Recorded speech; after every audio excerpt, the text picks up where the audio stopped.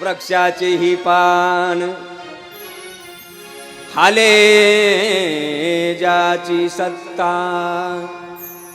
राहिली अहंता मग कुठे. एवढंच नाही, हे जे जगात निर्माण केलेलं आहे हे माझ्या प्रभून देवानं निर्माण केलेलं आहे. जयापासोनी सकळ महिमंडळ हे झाले म्हणून पहिल्या श्लोकाच्या दुसऱ्या शब्दात सांगतात विश्वोत्पत्त्यादि हेतवे. या विश्वाची उत्पत्ती माझ्या भगवंतानं केलेली आणि या जगाच्या रूपानंच हा माझा भगवान परमात्मा नटलेला आहे. तसं तर हे जगत 5 अंशाने हे भगवंतानं सृष्टी तयार केलेली आहे. किती अंशानं? आजी तुम्हालाच म्हणतोय, तुम्हालाच आजी. ते काय झालंय आता थोडंसं मी थोडासा लांब झालो तुमच्यापासून दूर आणि तुमचं माझं कनेक्शन असं जरा लवकर लागत नाही. मी कथा अशी म्हणजे माणसं जवळ घेऊन करणारा कथाकार आहे. म्हणजे थोडंसं करंट पोचतं एकमेकाचं. किती अंशानं तयार झालेली आहे म्हणा ना? 5. शब्बास. असे हावभाव द्यायचे मला, म्हणजे मला कळेल की तुम्हाला माझी कथा कळायली. 5 अंशानं ही जगात सृष्टी माझ्या भगवंतानं निर्माण केलेली आहे. ती 5 अंश कोणती असतील? अस्ति, भाती, प्रिय, नाम आणि रूप. या 5 अंशांनी सर्व सृष्टी भगवान पाटील तयार केलेली आहे. आता अस्ति कशाला म्हणतात? हा जो माईक आहे, हा माईक म्हणजे हस्ती आहे. अस्ति हा माईक अस्ति आहे.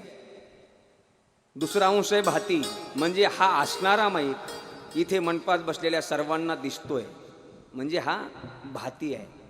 काही कारणास्तव हाच दिसणारा माईक काही लोकांना प्रिय वाटतोय. आता कथाकार आम्ही आहेत, कीर्तनकार आहेत, आम्हाला हा माईक प्रिय आहे. का? कारण आमचा प्रतिध्वनी, आमचा ध्वनी तुमच्यापर्यंत पोहोचण्याचं काम जर कोण करत असेल तर हा माईक करतोय. हा प्रिय आमच्यासाठी आहे. ह्या 3 गोष्टी आहेत. आणि नंतर याचं नाम आणि रूप पुढं ठरलेलंच आहे. अस्ति, भाती, प्रिय हे 3 लक्षणं कधीच बदलत नसतात. नाम आणि रूप हे मात्र कालांतराने बदलत असतं. एखाद्याचा जन्म झाला, जन्मल्याबरोबर त्याला नाव नसतं दादा. काही लोक जन्म नाव ठेवतात. जन्म नाव ठेवून एका देवबाप्पाकडे जातात. आमच्या घरी असं सुंदर बाळ जन्माला आलेलं आहे देवबाप्पा, त्याचं या वेळेला, या तिथीला, या नक्षत्रावर, कोणत्या नक्षत्रावर जन्म झालाय, इतकी वाजून इतकी मिनिटाला जन्म झालाय देवबाप्पा, त्याचं नाव काय निघणार आहे? मग ते ब्राह्मण देवबाप्पा त्याच्या त्या ठरलेल्या वेळेतून, ठरलेल्या नक्षत्राहून, ठरलेल्या काळानुसार त्याचं नाव काढून देतात. ते जन्मनाव असतं. जन्मनाव बरोबर आहे ना? जन्मनाव असतं. मग ते जन्मनाव देवबाप्पानं काढून दिलेलं कायम राहतं का? ते जन्मलेलं बाळ जर थोडंसं कालांतरानं मोठं झालं ना, मग त्याची मम्मी, त्याची पप्पा, त्याचा आजी, त्याचे आजोबा त्याला त्या नावानं बोलत नाहीत निवृत्ती पाटील, त्याला दुसऱ्या नावानं बोलतात. घरची लोक त्याचं दुसरं नाव ठेवतात. नामरूप हे बदलत असतं गड्या. जन्म झाल्याबरोबर जे आपल्या बाळाला रूप आलेलं असतं ते तसंच रूप अंदाजे म्हातारपणापर्यंत तसंच राहतं, असं माझं मत आहे. बरोबर आहे? अरे जन्म झालेल्या गोंडस बाळाचं रूप तसंच राहतं का? नाही ना राहत. त्याचं वय थोडं वाढू द्या, त्याच्या चेहऱ्यात फरक पडतो. त्याची तारुण्य अवस्था येऊ द्या, त्या तारुण्य अवस्थेमध्ये वेगळं रूप तयार होतं. अरे थोडंसं 50च्या नंतर त्याचं वय जाऊ द्या, 50च्या नंतर तो दिसायला वेगळाच असतो. 60 क्रॉस करू द्या, 60च्या नंतर वेगळाच दिसतो. 75 क्रॉस करू द्या. आता तर 75 तुम्हाला मला कुणालाच आयुष्य नाही. आयुष्य फार प्रत्येकाचं कमी झालेलं आहे. आणि ते जर जर म्हातारा झाला ना, म्हातारा झाल्यास तर मग बघायचंच नाही. त्याचे गाल सफरचंदावणी असतात, त्याच्या तोंडामध्ये सगळी दात जशाच्या तशी असतात. बरोबर आहे ना? म्हातारपणी अरे नाही दादा, त्याच्या तोंडात दात राहत नाही. त्याची लहानपणी जी तारुण्य अवस्थेमध्ये असे सफरचंदासारखे गाल दिसायचे ना, ते गाल सुद्धा तसे राहत नाहीत. त्याचे गाल कसे असतात जगद्गुरु तुकोबराय सांगतात. खोबऱ्याची वाटी झाले असे मुख, गळतसे नाक श्लेष्मपुरी. खोबऱ्याची वाटी माहित आहे का? खोबऱ्याची वाटी माता माऊल्या, खोबऱ्याची वाटी माहित आहे ना? हॅलो, माहिती आहे ना? केवढी असते? एवढी, एवढीच ना? केवढी असते मग? बरं, एवढी, एवढीच नाही. बरोबर, एवढीच नाही, एवढीच नाही.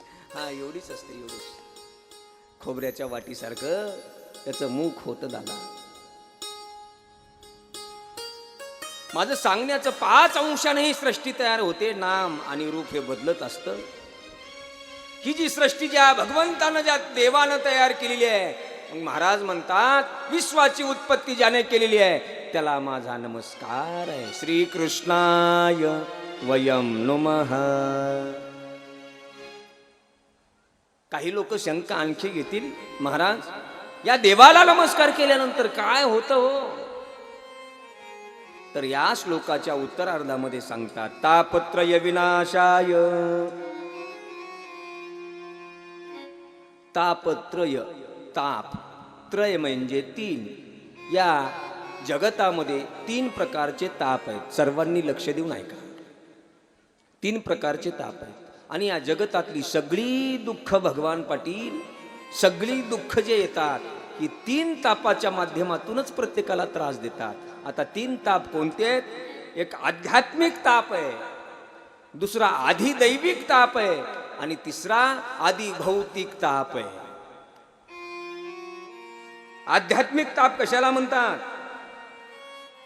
शरीराला जे दुःख होतं ना, आपल्या शरीराला, प्रकृतीला, त्याला आध्यात्मिक ताप म्हणतात.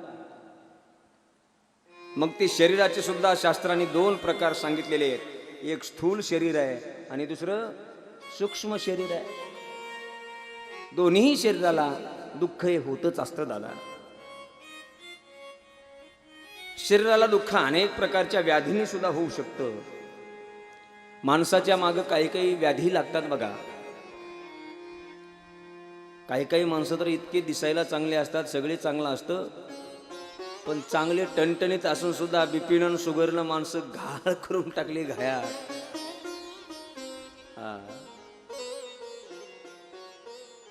अरे श्रीमंत माणूस आहे, घोटक्यामध्ये श्रीमंत, किती भरपूर संपत्ती आहे त्याच्याकडं, पैसा आहे, ऐश्वर्य आहे, सगळं आहे, पण त्याच बिचाऱ्याच्या जेवायच्या ताटामध्ये जर पंचपक्वान्न श्री बालाजीचा बेत जर ठेवला. श्री बालाजीचा बेत माहित आहे का तुम्हाला? श्री बालाजीचा बेत लॉंग फॉर्म त्याचा माहित आहे का तुम्हाला? नाही. श्री म्हणजे श्रीखंड, बा म्हणजे बासुंदी, ला म्हणजे लाडू, जी म्हणजे जिलेबी, इति श्री बालाजी.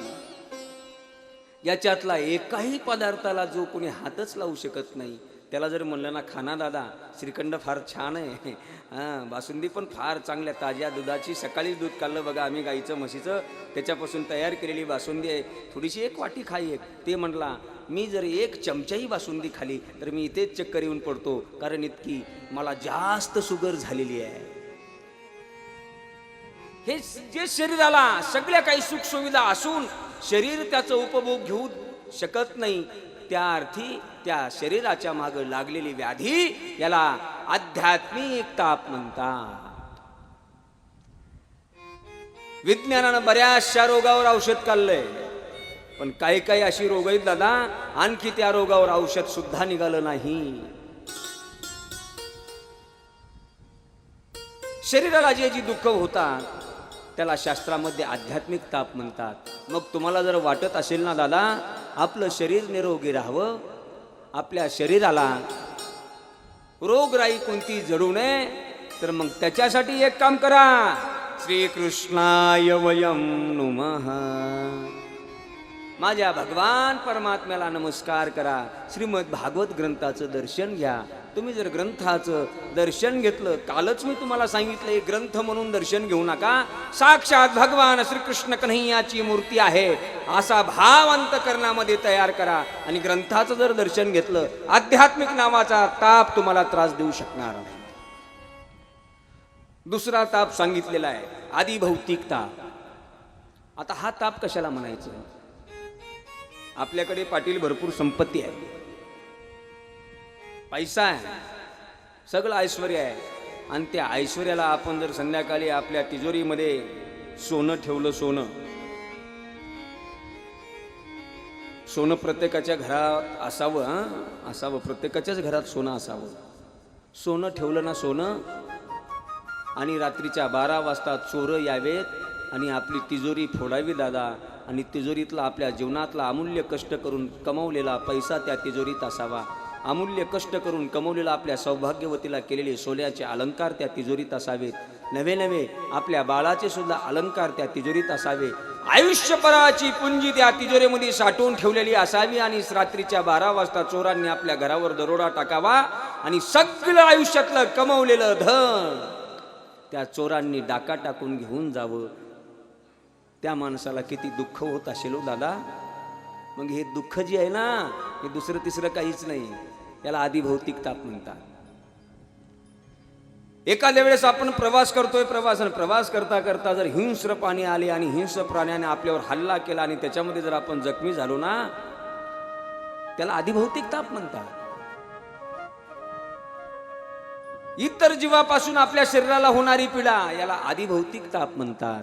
तुम्हाला जर वाटत असेल ना दादा, इथून पुढं आपल्या जीवाला दुसऱ्यापासून काही धोका होऊ नये, हिंस्र पाण्यापासून काही धोका होऊ नये, आपण जीवनामध्ये अमूल्य कष्ट करून कमवलेला पैसा, कमवलेलं सोनं, कमवलेले अलंकार, सगळं ऐश्वर्य कुणतरी परक्या व्यक्तीनं चोरानं येऊ नये आणि त्याच्यावर दरोडा टाकून ते घेऊन जाऊ नये, असं जर प्रत्येकाला वाटत असेल तर काय करा, श्रीकृष्णाय वयम नमः.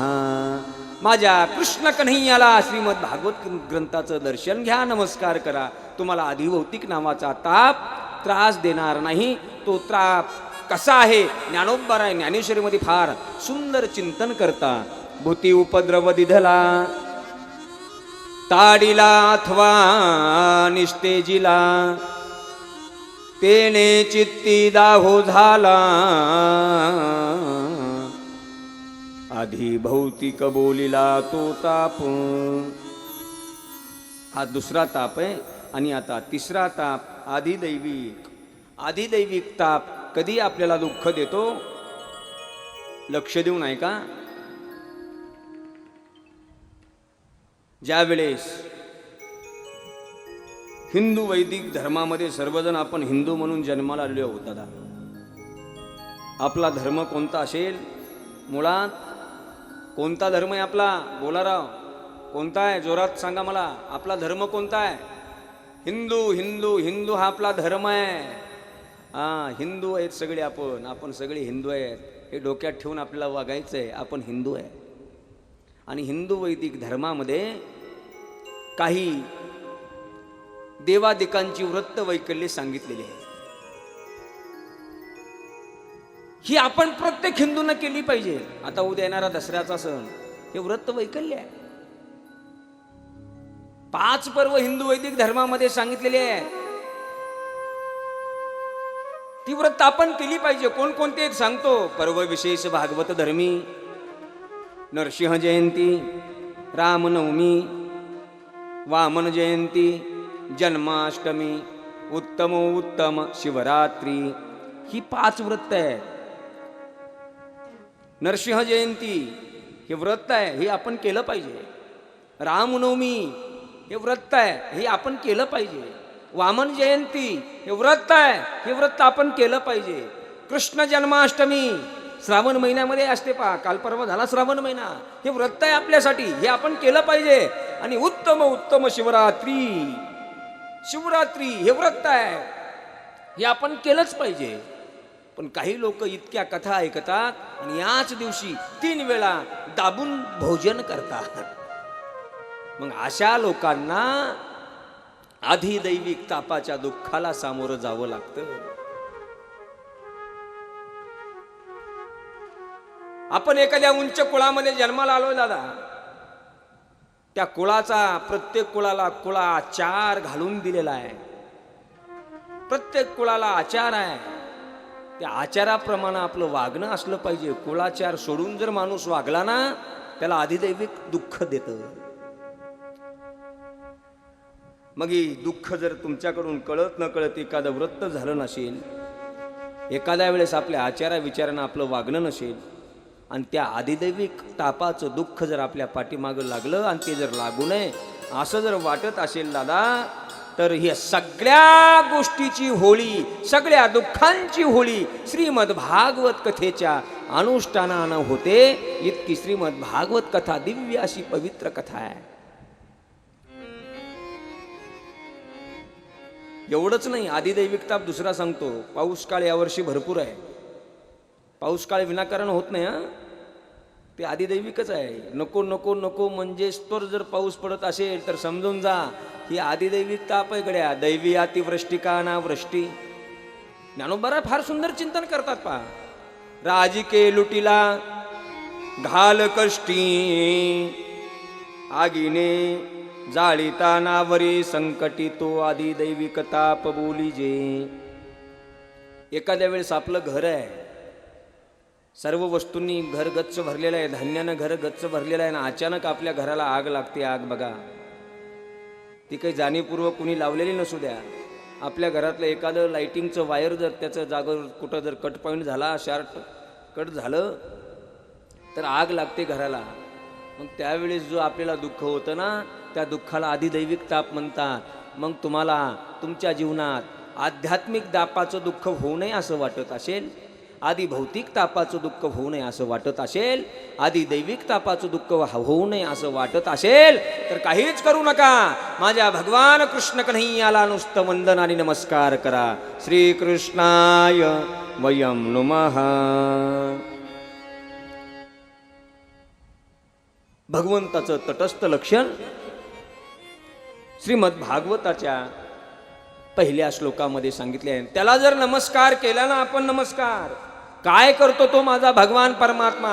अरे भक्तानं जर देवाला नमस्कार केला तर तो माझा देव काय करतो, माझ्या विठोबाचा कैचा प्रेम भाव, आपणची देव भोय गुरु.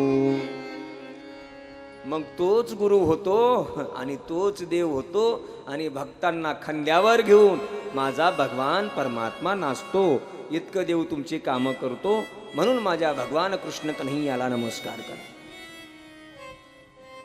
पहिल्या श्लोकामध्ये माझ्या भगवंताला नमस्कार केलेला आहे आणि आता दुसऱ्या श्लोकामध्ये गुरुला नमस्कार करतात. गुरुला